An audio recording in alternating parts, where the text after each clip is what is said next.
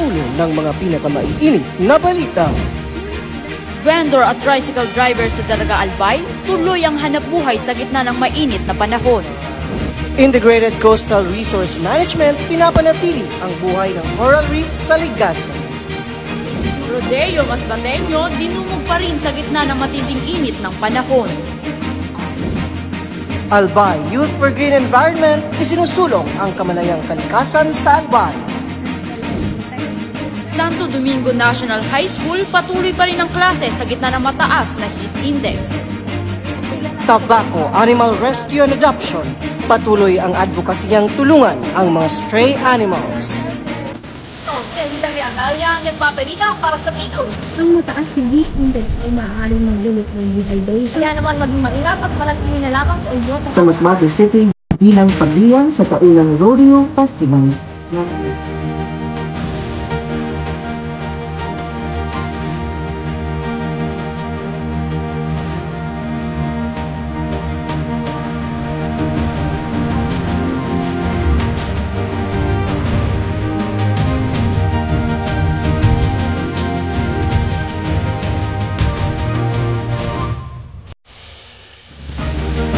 Magandang araw, Pilipinas! Diyos marhay na aldaw, Bicolandia. Kami ang inyong sandigan sa mga pinakamaiinit at umaatikabong balitaan.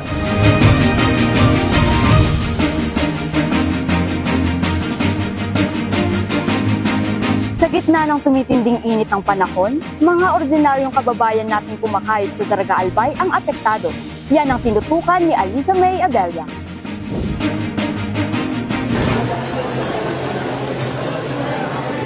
Beat the heat ngayong tag-init ang sigaw ng karamihan, kaya hanggat maaari may mga nakakulong na lang sa bahay. Ngunit ilan sa atin ay kailangang lumabas upang magtrabaho at maghanap buhay. Matinding init ng panahon ang araw-araw na isinusuong ng mga street vendors at tricycle drivers sa Daraga. Sa kabila nito, patuloy pa rin ang mga street vendors sa kanilang pagtitinda at ang walang tigil na pasada ng mga tricycle drivers. Dahil sa mataas na heat index, nag-aalala sila sa maaaring maging epekto ng sobrang init ng araw sa kanilang kalusugan at hanap buhay. Pag mainit kaya, dapat talaga magpagkita ng mapapresko, malipot, mainit ang panahon. Basta tayo magkakita para rugadong maray na tinda. Sa limpoy, taga para standby.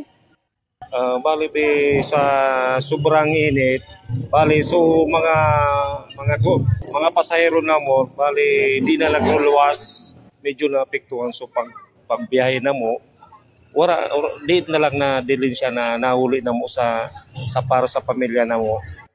Ayon sa mga eksperto, ang mataas na heat index ay maaaring magdulot ng dehydration, heat stroke at iba pang mga komplikasyon sa kalusugan. Ayon sa Department of Health, nagpapatuloy ang epekto ng mataas na heat index sa iba't ibang bahagi ng bansa kung saan iniulat ang 77 na kaso ng mga sakit na kaugnay ng labis na init ngayong taon. Batay sa tala ng Event-Based Surveillance and Response System ng DOH, ang mga kasong ito ay naitala mula Enero 1 hanggang Abril 29. Karamihan sa mga apektadong individual na umabot sa 67 ay nasa pangkat ng edad na 12 hanggang 11 taong gulang. Sa bilang na ito, 7 ang naiulat na namatay. Kaya naman, ingatan ang iyong sarili. Magsuot ng mga light-colored na damit, kumain ng mga mapresko at madahong gulay at huwag kalimutan ang palaging pag-inom ng tubig. Sa gitna ng matinding init, tandaan na ang ating kalusugan ay dapat pa rin pangalagaan. Ito si Aliza May Abella, nagbabalita para sa Bicol Daily News. Samantala, paano nga ba pinapanatili ng isang organisasyon ang mayabong at buhay na coral reef sa Legazpi City? Alamin sa pagtutok ni Mike Ian Biago. Ang coral reefs ay may malaking kahalagahan sa pagsuporta sa buhay pangkaragatan ng mga mangingisda. Halina't alamin ang inisyatiba na naglalayong protektahan ang likas na yamang ito. Ang Integrated Coastal Resource Management at ang mga foreign divers ay tulong-tulong na pinapangalagaan upang manatiling maayos at malinis ang mga coral reefs. Ayon kay Engineer dito ay pinapangalagaan nila ang mga coral reefs nang sa gayon ay maraming isda ang mamuhay dito at patuloy na magkaroon ng mapagkukunan ng pamumuhay ang mga mangingisda. Actually, we have an existing project and may bago naman kami ilalunch na project tungkol sa coral rehabilitation sa Legazpi. That is intended for the coastal community na yung mga fisherman, na mga kuya TPO. Ayon naman kay Miss Jessica, isang foreign diver, ang pagdadive ay nakakatulong sa kanya upang pangalagaan ang dagat at matuto. I started out just to explore and adventure a little bit more. Diving underwater and seeing a beautiful coral reef is like being on another planet. So that's what first interested me. And then also my love for the environment and for the ocean. I think that there's a way to explore but also to learn and protect. So diving helps me protect and learn about the ocean. Ayon sa aming nakausap na mangingisda ay naging maayos naman ang kanilang pamumuhay dahil sa panguhuli ng mga isda. Minsan igwa, minsan maluya, minsan tama lang. Sa kuya, ito makasabing basta igos lang sa dagat. Pag may igos ka sa dagat, magkatabang sa pamilya mo. Kung walang trabaho sa gilid, ang pagsira niyaon ng katabang. Ang masinsinang paglinis sa mga coral reefs at pagpapanatili ng buhay ng mga ito ay ilan sa mga paraan na ginagawa nila upang mapanatili ang populasyon ng mga coral reefs dito sa Legazpi, Albay. Ang kolaborasyon ng ICRM at ilang mga foreign divers ay mahalaga upang magpatuloy ang pagkonserba sa mga coral reefs dito sa Legazpi, Albay. Sa kanilang patuloy na pagtutulungan, lalo nating pinapalakas ang puwersa sa patuloy na pangangalaga sa mga coral reefs. Sa pagtatapos ng aming special report sa coral reefs dito sa Legazpi City, Albay, ating pakatandaan na ang pagpapanatili ng likas na yaman kagaya nito ay may malaking ambag sa pamumuhay ng ating mga mangingisda. Kaya't patuloy nating tangkilikin ang makiisa, makiugnay at makialam sa yaman ng ating karagatan. Mula dito sa Legazpi Boulevard, ito si Mikey Ambiato para sa Bicol Daily News. Sa paggunita ng taunang Rodeo Festival sa Masbate City, paano nga sinisiguro ang kaligtasan ng bawat turista, manlalaro at mga hayop doon? Yan ang ating alamin sa pagtutok ni John Friel Nasa. Hindi alintana ang tirik na init ng araw ng mga residente at turistang dumayo sa Masbate City bilang pagdiwang sa taunang Rodeo Festival na ginanap sa Masbate City Grandstand. Ayon kay George Anthony Galupang, isang cowboy mula sa Isabela State University, sinabi niya na importanteng matulog ng maaga at uminom ng maraming tubig. Bago po sumalang, matutulog po ng maaga and iwasang uminom, then stay hydrated para malabanan din yung heat stroke. Dinumog ng iba't ibang manlalaro mula sa mga pang-akademikong institusyon ang aktibidad. Anila, dala-dala nila ang pangalan ng kanilang mga paaralan na siyang nagsisilbing inspirasyon upang maiuwi ang kampyonato. Bilang tugon naman sa kasalukuyang heat index sa bansa, kasama rin ang Red Cross team ng Masbate City upang umagapay sa nasabing aktibidad. So kumbaga po dito po sa Masbate ay meron tayong 42 degrees Celsius po na naranasan na heat index sa Masbate. So ginagawa po namin ng team para po maiwasan yung heat exhaustion or heat stroke is uminom lang ng maraming tubig. Tinawag na Mother of All Festivals ang Rodeo Masbateño sa ilalim ng nooy Pangulong Gloria Arroyo at naitatag ang selebrasyon bilang paggunita sa mga magbabaka o cowboy sa Masbate at tinaguri ang Rodeo Capital of the Philippines. John Friel Nase, Bicol Daily News. Ang pagkakaroon ng kamalayan tungkol sa ating kalikasan ay ang isa sa napaka-importanting aspeto na dapat tinataglay ng mga kabataan. Kaya naman tinutukan ng ating reporter na si Jennifer Vinson ang advokasiyang ito ng Albay Youth for Green Environment. Sa pag-init ng klima na mas tumitindi sa kasalukuyang panahon, ang hamon ng polusyon at deforestation sa Legazpi City ay lalong mabigat. Ngunit sa kabila ng init ng panahon, sa lumalalang isyong ito, isang pangkat ng kabataan sa Albay ay nangunguna sa isang makabuluhang misyon at patuloy na lumalaban para sa isang malinis at luntiang kapaligiran, ang Albay Youth for Green Environment.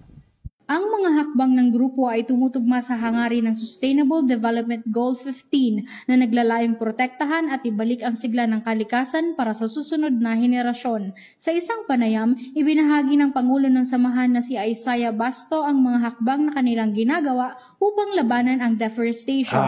Certain activities such as yung sa tree planting, clear up drives, as well as yung mga awareness. Meron kami ng tree planting activity. Actually, as of the moment, na ang tatlo yata na tree planting activity na nakakonduct lang namin. The first one is it was partnered with Legazpi City Science High School. And then, if I'm not mistaken, we were able to plant at least 150 seedlings.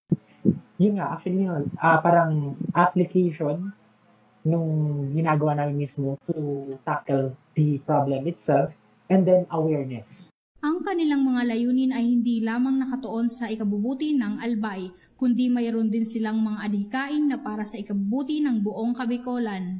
Ang plano namin is magkaroon kami ng at least representatives from each city and municipality here in Albay, in which parang this would help us tackle environmental issues not only in a specific city, kung hindi, pwede tayong mag-create ng activities na simultaneous na magaganap in each municipality or cities.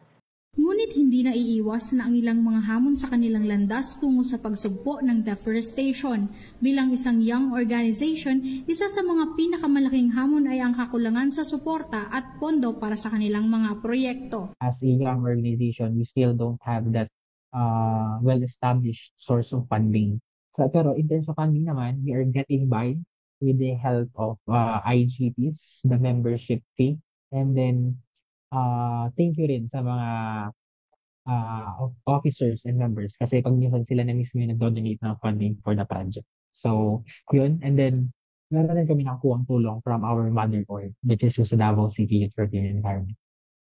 Bagamat may mga hamon, nananatili ang pag-asa sa mga tulad ng Albay Youth for Green Environment na patuloy na naglilingkod bilang mga tagapagtaguyod ng kalikasan at ng kapakanan ng ating mundo. It only takes one person to make a difference for a million. It doesn't mean na isa ka lang, you will not be able to contribute to a bigger part of your life. Every one of us can be a very important cog in a very big mechanism. Sabi nga, we are all playing our roles in our society. Sa pagtutulungan at pagtitiwala, maaari nating labanan ang epekto ng mataas na heat index at magtanim ng binhi ng pag-asa para sa isang mas luntiang kinabukasan. Ito si Jennifer Vinson para sa Bicol Daily News. Sa tumitinding init ng panahon, marami ang apektado. Isa na rito ay ang pag-aaral ng mga estudyante. Kaya naman, ating alamin ang mga ginagawang hakbang ng mga guro at estudyante sa Santo Domingo, Albay. Yan ang tinutukan ni Windelyn Barberona. Ang init ng panahon ngayon ay talaga namang nakakabahala. Kaya naman, ating tunghayan ang ilang mga paraan na ginagawa ng guro at magulang. Tuwing dumarating mula sa paaralan, ang nanay ni Hana ay sinisigurong hindi natutuyuan ng pawis ang kanyang anak. Lagi ko siyang pinagkasabihan na maligo siya araw-araw, and then more water. Samantala, sa Santo Domingo National High School naman ay nagpatupad na rin ng mga pamamaraan upang maiwasan ang sobrang pagkababad ng mga bata sa init ng araw. Ano po ba ang ilang mga paraan na ginagawa niyo upang maiwasan ang init sa loob ng inyong classroom? Marami kaming paraan. And we follow the division memo or the division memorandum of the DepEd, which is to conduct and implement school mitigation in order to solve the problems. Actually, yung classroom kasi namin, hindi naman siya talaga, meron din naman kami mga available na electric fans. As to the students, na-request naman sila to bring their own water, to bring their own personal fan, to address the recent situation na masyadong na-elevate. We also have an emergency schedule. Samantala, ang mga estudyante naman sa Santo Domingo National High School ay patuloy pa rin pumapasok sa paaralan kahit pa man mainit ang panahon. Hindi naging hadlang ang init upang magpatuloy sila sa pag-aaral. Habang patuloy na tumataas ang temperatura ng init sa ating bansa, ay panatilihing maging hydrated at magsuot mga komportableng damit. Kaya naman maging maingat at manatili na lamang sa inyong mga tahanan upang masigurado ang inyong kaligtasan. Mula Mula dito sa Santo Domingo National High School, ito si Wendelin Barberona para sa Bicol Daily News. Likas sa ating mga Pinoy ang pagiging malapit sa mga hayop, partikular na sa aso at pusa. Pero paano nga ba kung sila ay pagala-gala? Sundan ang kwento ng isang Animal Rescue and Adoption Center sa Tabaco City na tinutukan ni Limuel Ipino. Malayo pa lang ay rinig na ang ingay ng iba't ibang hayop sa loob ng isang barangay na ito sa lalawigan ng Albay. Ito ang Tabaco Animal Rescue and Adoption. Hello po. Hello po, Ate Pierre. Good morning po. Hello po. Isang organisasyong nangangasiwa sa pag-alaga at pag-ampon sa iba't ibang mga ligaw na hayop, partikular na sa mga pag-alagalang mga aso at pusa. Itong mga aso nyo po dito, saan nyo po sila nakukuha? All over Bicol na kasi may Kamsur, may Naga, may Sorsogon. Marami, nakaikot na kami ng Bicol. Taong 2021 nang magsimulang mag-alaga at maitatag ang samahan na layong matulungan ng mga ligaw na hayop sa lalawigan upang magkaroon ng ligtas na matutuluyan. Si Fiel Lopez at John Roldan ay isa sa mga animal rescuer and volunteer ng Taara. Ang nag-start po talaga nito si Miss Edna Lindelara. Siya po yung head volunteer namin. Siya po talaga ang parang flesh and blood ng shelter kasi kung wala siya, wala itong lahat. Nag-start po talaga siya na mag-rescue kasi may nakita silang stray sa street tapos ginawa nila lahat. Although hindi nakasurvive yung dog, parang yun yung naging why niya kung bakit siya nag-start. Kasi kung may maisasalba sila kahit isa, okay na sila. Yun talaga yung pinaka main point kung bakit nag-start ang Taara. Sa loob ng ilang taon, aminado silang maraming pinagdaanang hirap sa pagpapatakbo ng Animal Rescue Center. Lalo pa at kulang sila sa pondo at mga resources. Actually, medyo nahirapan kami that time kasi overwork na dito yung mga tao tapos parang wala na kaming time para talaga mag-update properly. So, yung iba talagang mga solid supporters na ng Taara, sila na talaga yung parang nag-reach out na alam namin na parang super busy kayo, eto na, kami na lang yung nagpadala ng money. Dati kaya wala kaming vehicle na malulunadan ng mga dogs. If ever na may rescue kami na harayo, wala yan na multicab. Dulo, pag short kami sa pang-transpo, kung mag-ano kami, nag-volunteer na ako na yung motor ko magamit sa mga harayong lugar na ako na ma-rescue. Kamakailan lang din ay lumahok sila sa isang short film festival. Tampok ang isa sa kanilang mga alaga. Bakit kayo sumali? Para din po malaman nila na may nag-exist na animal shelter dito sa Tabaco. Para na din po sa prize money. Kasi talagang that time short kami sa funds and malaki din po kasi yung kino-offer na premyo ng LGU. Kaya talagang pinush na namin kahit di kami artista. Itinanghal silang second placer at nanalo rin si John bilang best actor sa pagganap niya bilang bida sa kanilang pelikula. Mandato ng kanilang samahan na bigyan ng maayos at ligtas na pangangalaga ang mga anghel na ito dahil naniniwala sila na ang kanilang inaalagaang mga hayop ay may mahalagang gampanin din sa mundong ating kinagalawan. Ang reason ko masaya, happy to help these poor babies na magkaigo sindang panibagong bahay, panibagong buhay na papadabaon sinda, panibagong owner. Actually, bagong owner panibagong magurang, nagiging kasangga nila sa gabos. Wala. Iba yung joy na binibigay niya sa akin.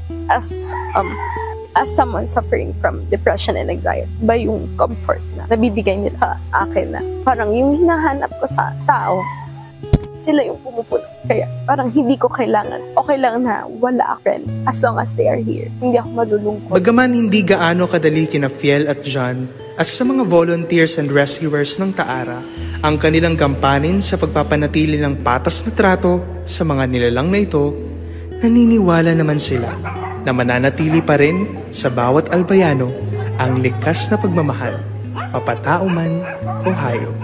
Limuel Ipino, Bicol Daily News.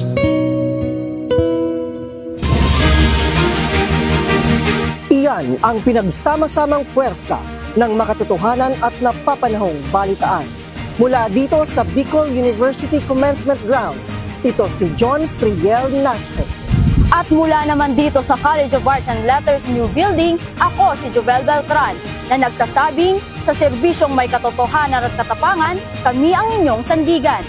Ito ang Bicol Daily News.